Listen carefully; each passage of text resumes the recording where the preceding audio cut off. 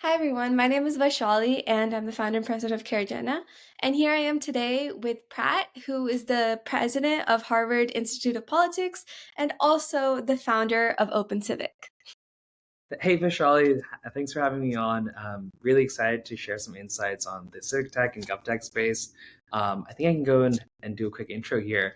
I'm a junior here at Harvard studying computer science and government, focusing on the intersection of how we can drive civic experiences with intentional design in civic society, all the way from civic engagement to making our civic services easier and more streamlined. So really excited to join you here and really look forward to sharing my insights.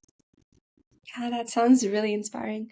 All right, so starting off with the first question, I guess, what specific goals and aspirations drive the work that you do? Like, I'm really into like AI and like in the politics and everything. So, would you like to explain more?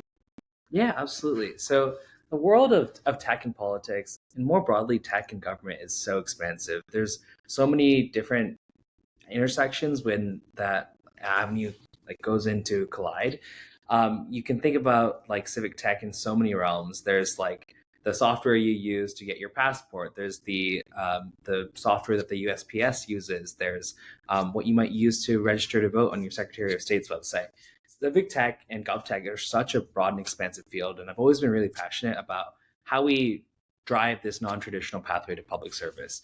Most people think that being a public servant means getting elected for office, working as a bureaucrat somewhere within a three-letter agency, or trying to figure out that weird intersection like working on the Hill or other opportunities that might be like more direct. But Mhm. for me, public service is a very expansive field. You can do it in so many different ways. And a lot of people in underrepresented backgrounds, especially within the tech field, have seen this new drive towards civic technology and GovTech around the federal government and how we're treating new innovation and procurement.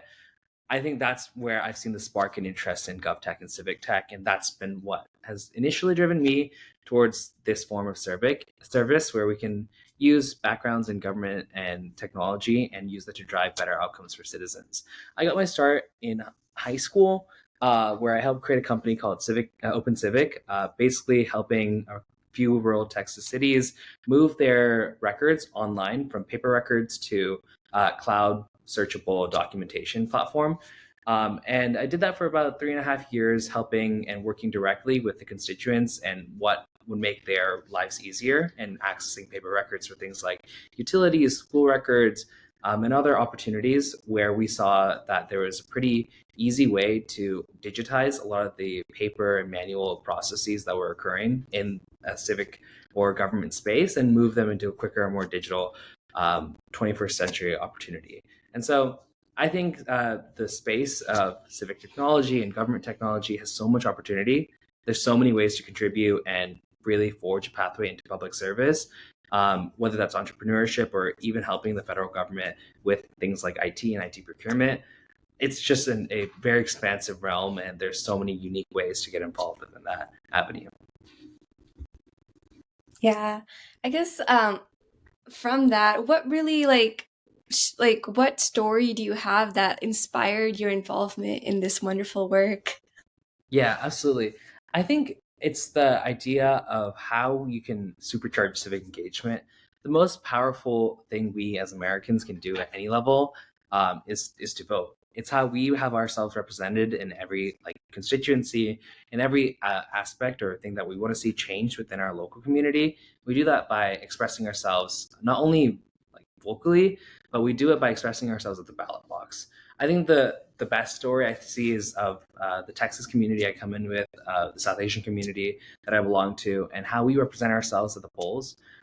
Whether that's thousands of Indian Americans showing that their voice matters and that policies need to be modernized to fit our community and the things that we want to do. I think that's the most powerful story, and I see tech as kind of an enabler for that. We see so much innovation, especially within the civic engagement space, of new startups, new tech that's helping people register en masse. We have great companies like Impactive, some of the tech that's being churned out of vote.org, really helping to inspire people to vote, to drive communities to get each other and hold each other accountable. and also use that to build on opportunities for more civic engagement and drive towards this broader cohesive narrative of the more that we get out, the more that our community is able to represent ourselves in any kind of field, the more that we're able to make the change that is going to affect us directly. And so I think the story of civic engagement, especially under underrepresented communities, is easily one of the most exciting and most ambitious things to look forward to as we go election year on election year and thinking about how we start turning out, registering, and mobilizing communities, especially the communities that I come from. Hmm.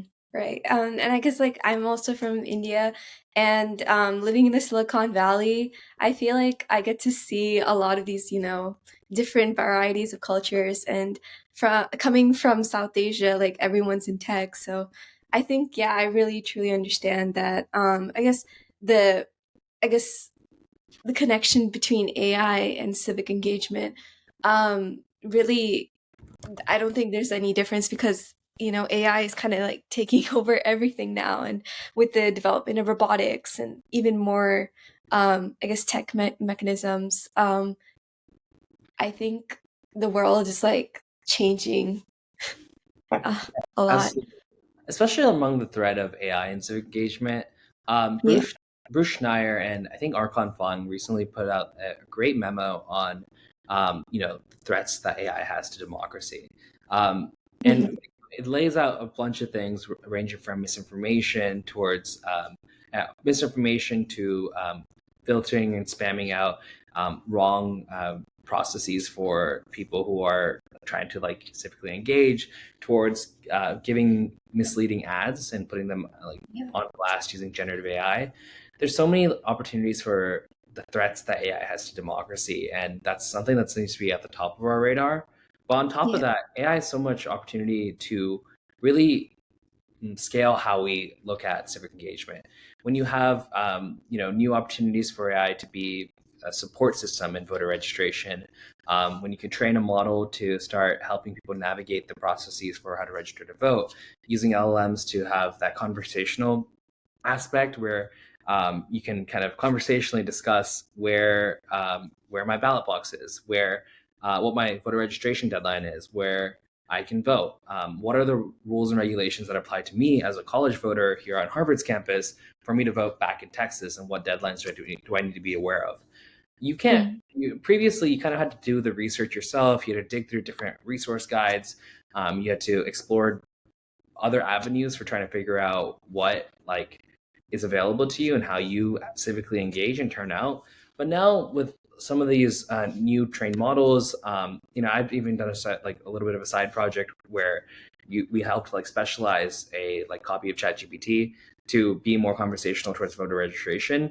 It's a wonderful capacity enabler for people seeking to turn out and get civically engaged.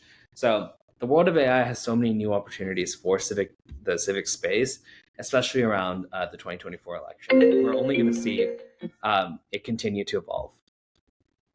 I guess like one question I have from that is like, as you mentioned, generative AI. Do you think the future is in safe hands if like AI can do a lot of things, including plagiarism, hacking, all that? So, do you think within democracy, like it would be secure? Yeah, I mean that's a tough question. I think there's so many opportunities for AI to enhance democracy, especially when it comes to this idea of sparking improved public services, really enhancing the efficiency and quality that we have in things like healthcare, education, and transportation, and making them far more accessible to citizens. Mhm. That's a huge benefit. I've heard of a project that's recently being churned out, which is essentially building a conversational interface for Congresspeople to make it easier for people to file passports, get their documentation, get rec letters for service academies, and really streamline the public facing aspects of the bureaucracy and make it easier for people to access. There's also, in the world of democracy, there's so much stuff that happens. There's so much data, and there's so many different aspects that influence others. I think AI has a new opportunity to help people, especially bureaucrats, make informed and really evidence-based policy decisions that could really help lead to better outcomes and also help us navigate against unintended consequences and making sure that Mhm. policy that we design is really affecting and helping the people that we intend it to. And I think lastly, like there's definitely like a positive aspect of increased citizen engagement that can be done by leveraging AI tech and using it to facilitate more direct and meaningful engagement between citizens and their governments. You can do things like automate information systems, create public consultation platforms, or create personalized communication directly from the government that goes directly to you, the citizen. But I mean, clearly, with all of those benefits of I think there's definitely like challenges. Like you will have so many different challenges that occur. One is pretty like clear. It's the privacy concern. The amount of data, information, and personal aspects that are going into turning these systems can quickly, dive into this idea of violating individual privacy, which is a cornerstone of how we operate in the democratic process. And I think you can prevent that by just ensuring that data is used responsibly and with the consent of the individual. But that's a ladder that you got to climb. I also think like disinformation and misinformation, like I mentioned earlier, can be used to create and spread content that is not worthy of public trust and undermines the integrity of the democratic process really at scale. And it's especially pretty scary around elections and how you can manipulate articles to go viral, manipulate pictures to go viral. I think if you saw like there's that picture of the Pope wearing a puffer jacket that spread Oh, like fire around the internet oh, yeah. for us to all figure out it was fake, right? And so there's Yeah. definitely like a huge threat to democracy, but I think there's also new content moderation approaches, watermarking techniques, and other strategies that we're using to make sure that we're combating disinformation and misinformation at scale. Um, yeah, and I think the last thing that is worth mentioning, especially within the world of democracy and AI, is this idea of inequity, inequality, and bias. If not carefully managed, AI can really exacerbate the social inequalities and embedded biases that we already have. And instead of humans being in the loop, they're created as automated decisions that are already affecting things from job opportunities to, there's even court cases where criminals have been sentenced based on AI giving a recommendation. And so there's definitely threats that are being posed because of the data biases that we've implemented to curate some of these AI services that we offer now. So I think privacy, disinformation, and manipulation, and addressing bias are the three big threats to democracy that might come from AI. But there's definitely lots of opportunity for it to be a beneficial factor for how we're approaching our democratic process. I guess like when reflecting on all of these like factors, what are some of the most formidable challenges you've encountered in your own like service and work? And how have you navigated them? Yeah, I mean, within the world of civic tech and gov tech, especially as a high school like founder of a company, the main challenges I faced were definitely not related to like the big threats of AI against democracy, but rather how you work in a bureaucratic system and navigate the space that's intentionally designed to be kind of confusing, convoluted. Things like local procurement, trying to figure out how to do contracting with government, how you go from building and complying with government requirements to actually implementing that and selling that. It's pretty challenging, especially when you're like a 14 or 15-year-old in high school who's trying to figure that out for the first time. That was one of the biggest challenges I faced in building OpenCivic, the company that I would go on to do for 3.5 years. It was trying to figure out how to make the first entry into GovTech, uh, and the biggest challenges were one, relationships, trying to navigate who the customer is, who I should be talking to, and sometimes you're designing a product for a customer, but the customer is sometimes not the buyer, like the user is not the buyer. And so that's definitely a very challenging aspect of building in the GovTech space and kind of navigating service through entrepreneurship. I think the second Mhm. challenge is sometimes age is like used as a sprinkle of uh, validation. Sometimes Yeah. people like to see older, more experienced people, even though the products are the same. It's the founding team or the people who are building the products that matter a lot. And so navigating around that step is always pretty difficult, and it's always focused on emphasizing what we built, not who we are, and using that as our point of leverage when you have these conversations around the challenges we might face in building these products for citizens in a like a early GovTech stage.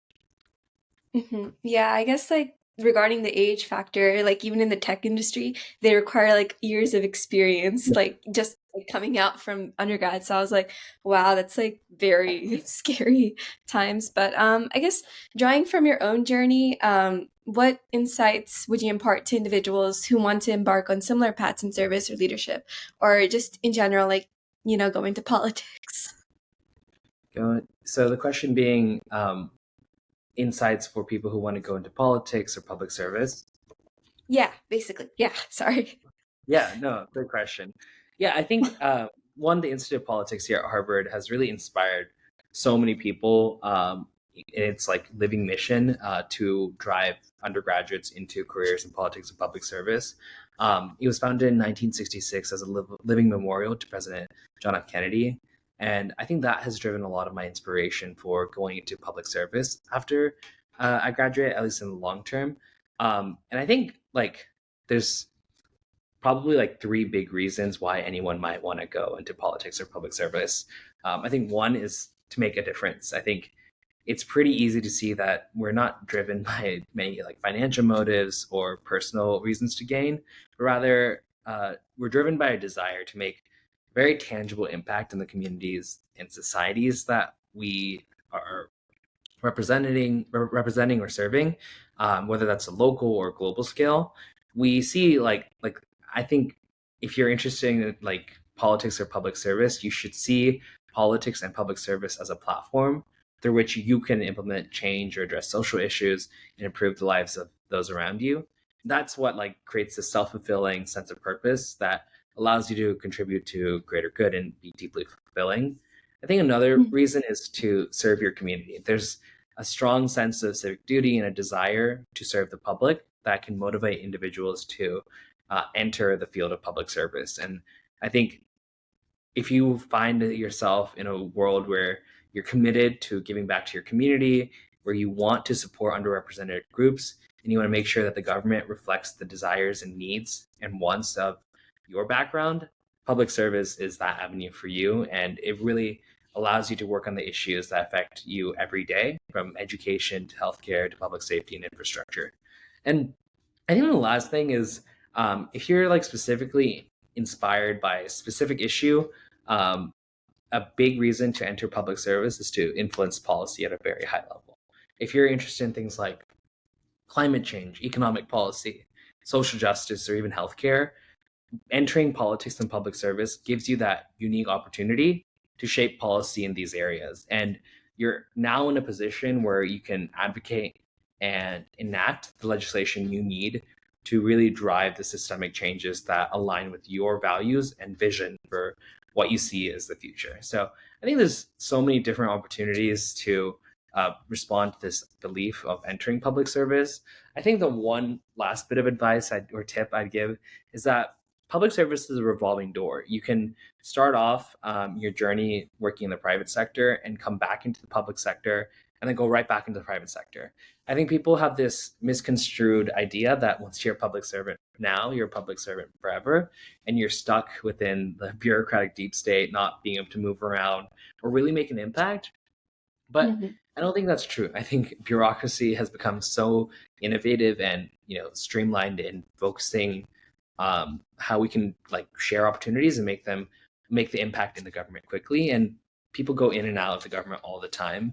You might move in the private sector, you might work at bureaucracy, and then you might move into the White House administration for over the course of 10 years and repeat that cycle until you retire. And so keep an open eye to opportunities in the public sector, especially because they might not pay as well as the private sector, but the amount of network and tangibility and impact you get to make is something that's definitely worth consideration. And I guess like I would just like to add on, as you mentioned, like building relationships. Yeah, and don't be afraid to ask people for help, and also just like, utilize your resources because there's a community out there and you can ask people to like, how can I do this to get to where I want to be? So Yeah. Absolutely. Um, yeah, I guess would do you have any last thoughts you'd like to add on? Or any like upcoming announcements from your side for your Um, I would also just mention that, like, especially within the world of like Silicon Valley tech and entrepreneurship, people are quick to overlook the government because they think it's too slow for how fast paced and ambitious Silicon Valley is. Mhm. Um, I think personally, the government is an amazing partner, and it's an amazing opportunity for you to take your technical background, build something really cool and awesome, and figure out how you adopt that use case to a consumer background and to a federal procurement opportunity. I think that's been one of the coolest coolest things that you could do, and being able to navigate that space is really important. And um, excuse me, being able to navigate that space is really important. And those who can master selling to consumers and selling to the government are setting themselves up for a stage of positive growth, a green light for investors, and unlocking new opportunities that your competitors might not have. So I definitely think, especially those that are seeking to be entrepreneurs, have a consumer as your customer first, but also don't forget that the government is always there as a new opportunity to unlock. Mhm. Yeah. Thank you so much for taking time off your busy schedule today, and we look forward to like hearing more about OpenCivic later. All right. Yeah, absolutely.